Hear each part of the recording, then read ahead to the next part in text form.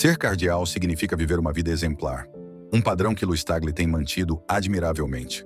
Suas ações e seu estilo de vida se tornaram um farol de esperança, inspirando as pessoas à medida que ele as guia em direção à luz de Deus. No entanto, os cardeais são mantidos em padrões mais elevados do que a maioria. E até mesmo um pequeno passo em falso pode gerar uma controvérsia significativa, algo a que Louis Tagle pode não estar imune. O que ele poderia ter feito? Ou o que poderia ter acontecido com o homem de Deus? Junte-se a nós para saber como Louis Tagle solta uma bomba sagrada e choca a todos. O amor de um pai pela música. A música, especialmente para os filipinos, é uma forma de se comunicar. O amor do pai pela música. A música, especialmente para os filipinos, é uma forma de se comunicar com Deus e com o próximo. E de acordo com o cardeal Tagle, é a maneira filipina de lidar com a vida. Ele expressou como as coisas profundas da vida são mais bem expressas por meio de melodias, cantarolando em vez de apenas com palavras. Tagle enfatizou que quando as comunidades se reúnem, especialmente em momentos tristes, pode-se ver claramente que a música desempenha um papel na elevação do espírito das pessoas. Ele ficou particularmente satisfeito com o fato de que, no seminário, a música já era cultivada como uma ferramenta de evangelização e pastoral. Ele não compartilha esse amor pela música sozinho, mas o compartilha com um de seus amigos mais importantes na vida, o Padre Jim. O Padre Jim, como na época em que passaram o tempo juntos no seminário, era o diretor do coral do seminário. Especialmente durante grandes eventos no seminário, os seminaristas de filosofia e os seminaristas de teologia se reuniam para formar um grande coral. Jim os ensinava e regia o coral. Tagle observa que era uma alegria observá-lo, porque eles não sabiam se ele estava regendo ou dançando. Ele tornava a prática musical bastante agradável e tolerável para os demais. É claro que eles não lhe contaram o sentimento que tinham sobre ele na época. O período em que Jim foi diretor de coral foi divertido, porque alguns diretores de coral que o seguiram eram bastante severos, mas ele tornava a prática divertida para eles. Em seu departamento de filosofia, eles também tinham seu próprio grupo de canto, porque moravam em um prédio separado, chamado de anexo. Era um anexo ao prédio principal. Eles chegaram até a dar um nome ao grupo, chamando-se Unexpected, como inesperado. O Padre Jim sempre os chamava, com seu sotaque carregado de Unexpected. A vida de Louis Tagle como padre significa que ele está sempre na estrada quando é chamado. Como foram suas viagens até agora? A jornada de 1000 milhas, 4 nações em 2 continentes, num total de quase 40 mil quilômetros a serem percorridos.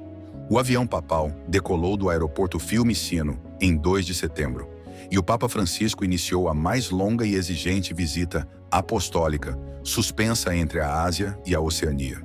Mas o bispo de Roma não está deixando sua diocese para quebrar recordes. Louis Tagle, o cardeal do Papa, sugeriu que a viagem foi um ato de humildade diante do Senhor que os chamou.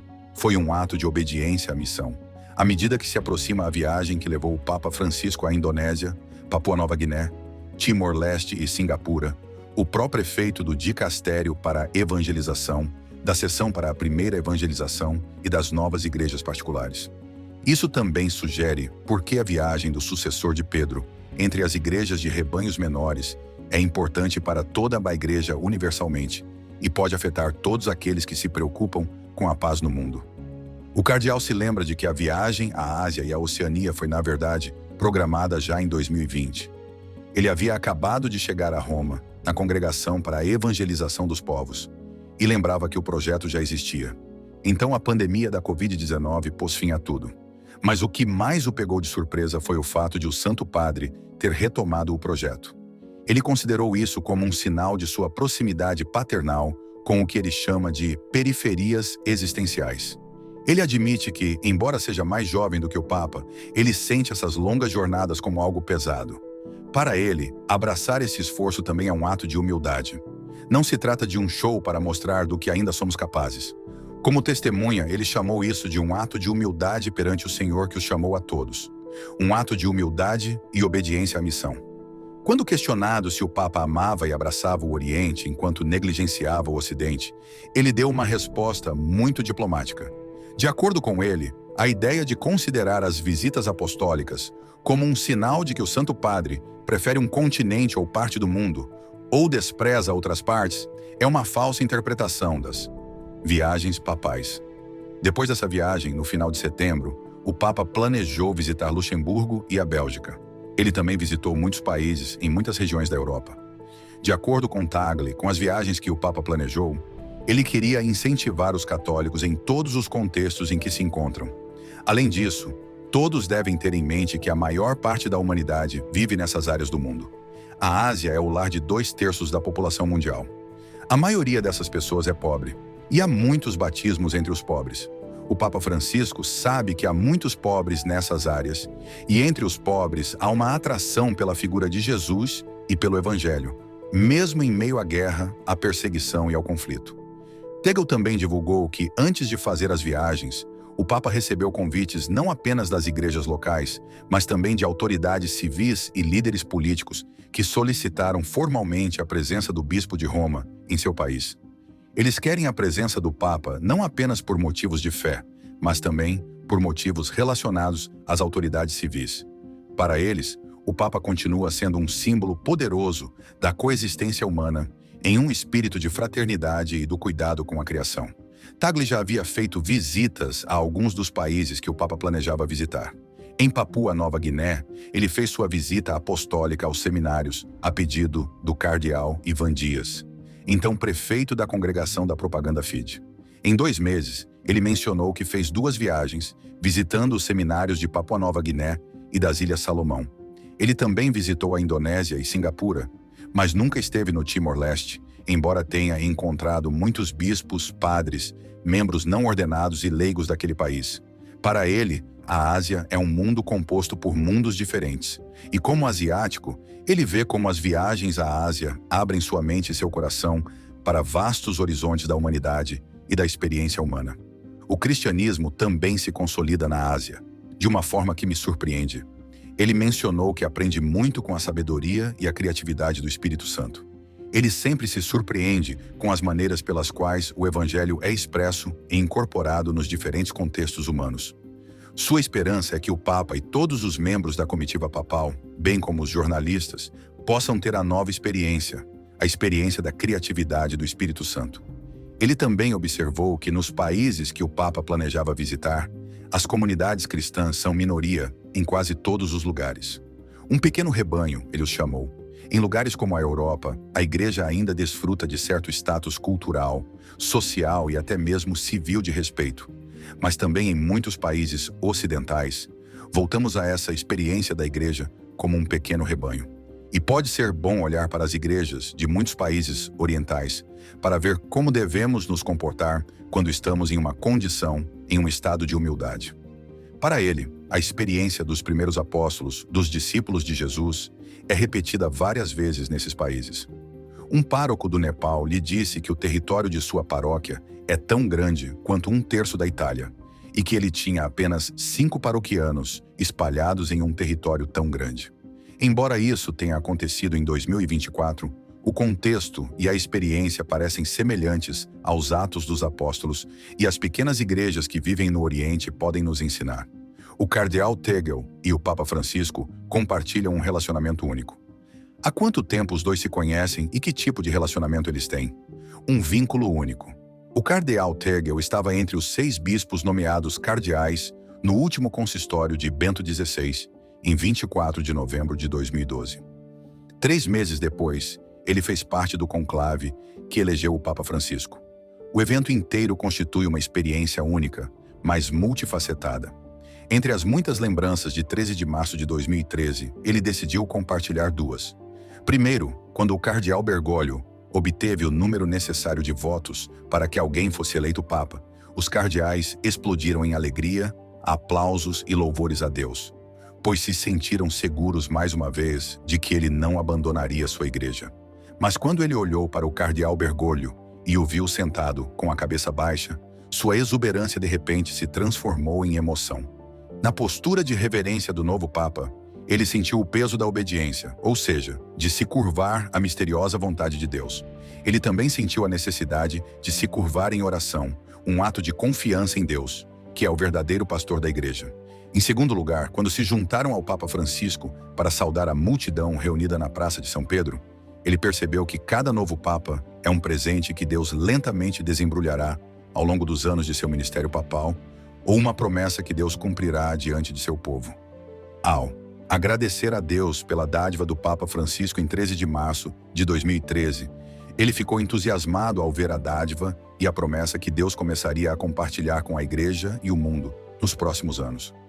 Além disso, além da riqueza de ensinamentos e gestos que eles têm recebido do Papa Francisco nos últimos anos, ele se alegra com as lições que seu exemplo lhe deu, especialmente como pastor em Manila, para prestar atenção às pessoas individualmente em meio a grandes multidões, algumas das quais são manter contato pessoal em meio a uma grande organização ou burocracia eclesiástica, aceitar suas limitações e a necessidade de colaboradores em meio a expectativas sobre-humanas e saber que você é um servo, não o Salvador.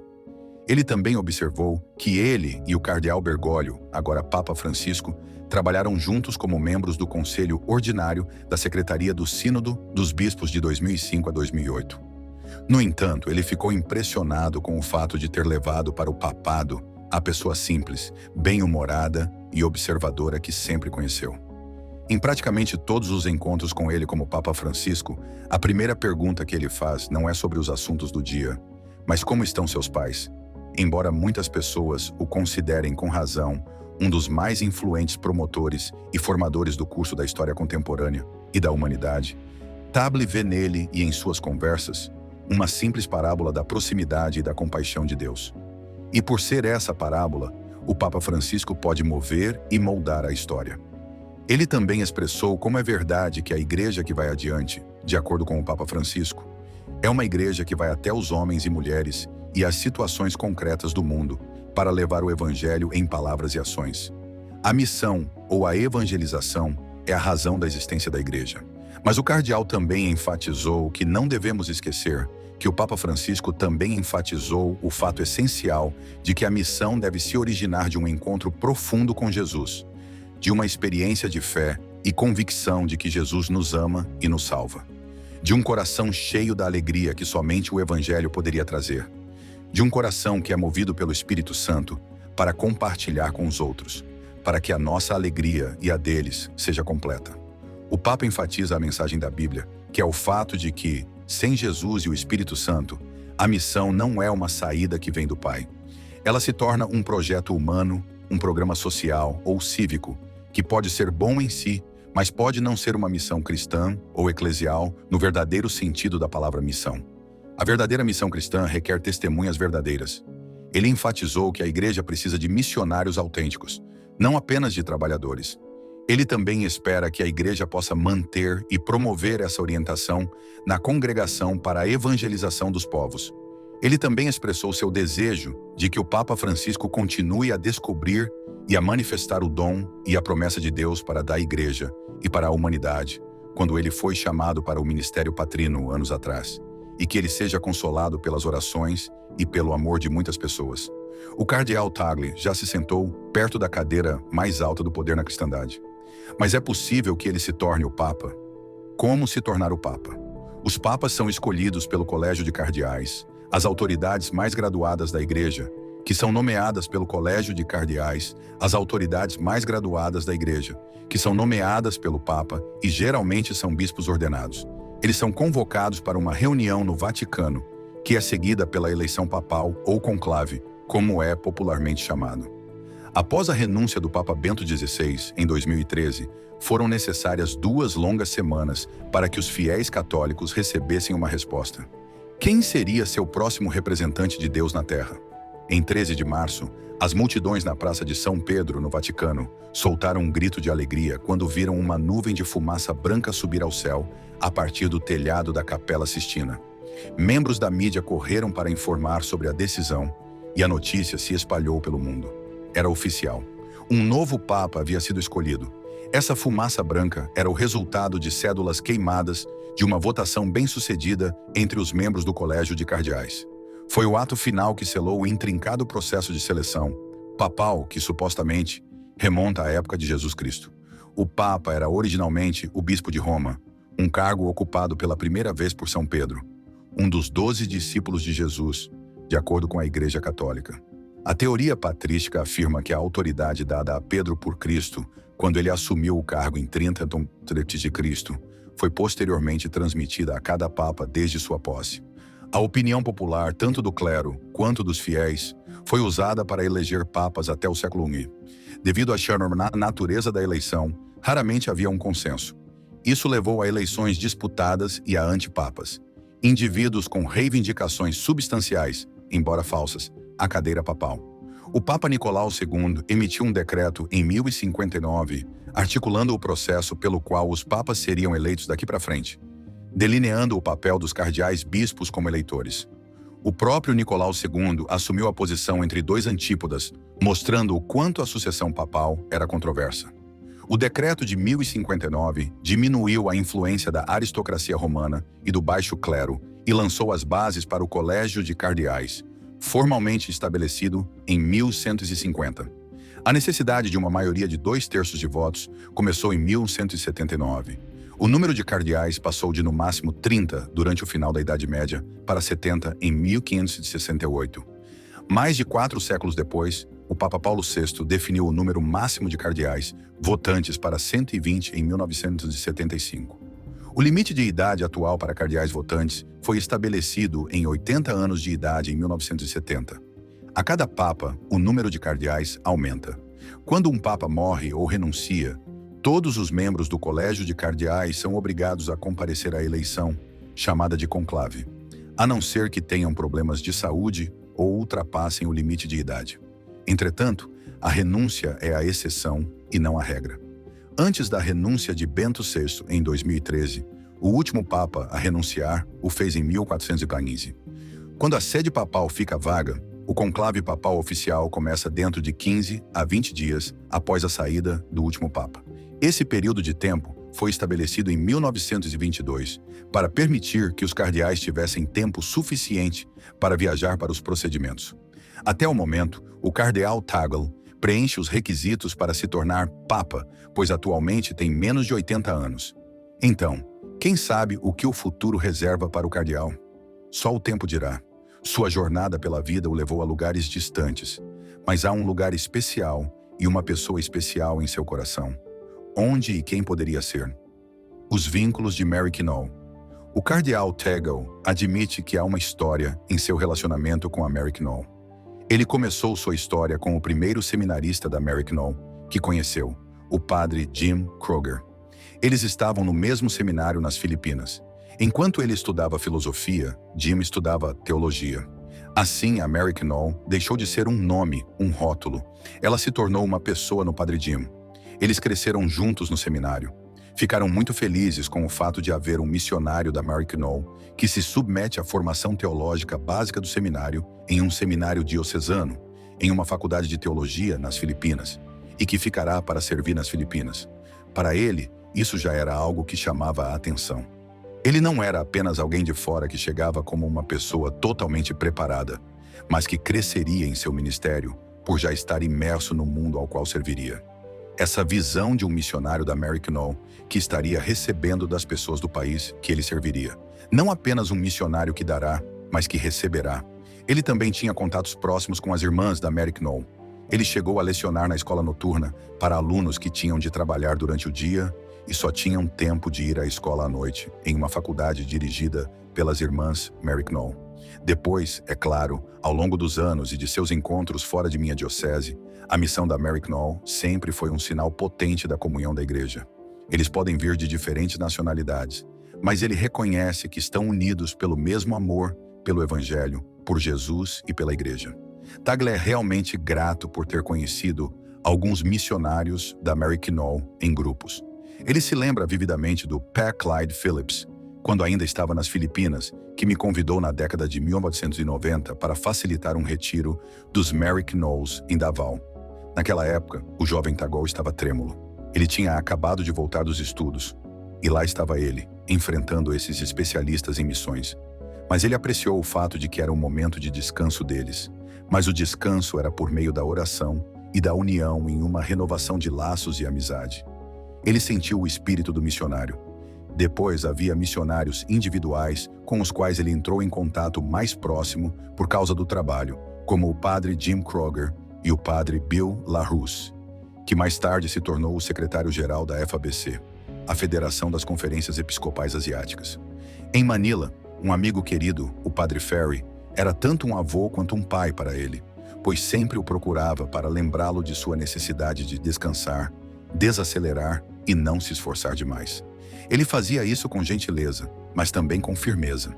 Ele sabia que tinha de ouvir um sênior como ele. Ao mesmo tempo, ele era um missionário que não parava de aprender.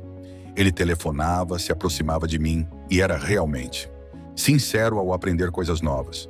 Depois de uma homilia ou de uma palestra de Tegel, ele se aproximava e dizia: "Isso que você disse é novo para mim. Vou levar isso para reflexão." Novamente, esses missionários tinham muito a compartilhar, mas também estavam muito abertos a aprender e receber. Não como uma pessoa que sabe tudo, mas com humildade. Quando o padre Jim faleceu, ele já estava em Roma. Ele também notou um certo espírito nas missões da Mary Knoll. Elas tinham a capacidade de sair de casa, mas de se sentir em casa onde estavam plantadas, de modo que nunca ficavam desabrigadas. Mas, aonde quer que vão, eles se sentem em casa. Eles permitem que a população local os leve para casa. Para ele, isso lembra do que Jesus disse: "As raposas têm covis, os pássaros têm ar e ninhos, mas o Filho do Homem não tem onde reclinar a cabeça." Mas isso não significa que ele era um sem-teto. O que você acha do comentário do cardeal Tegel sobre música? E você acha que ele pode se tornar o Papa? Compartilhe sua opinião. Significa que ele era um sem-teto.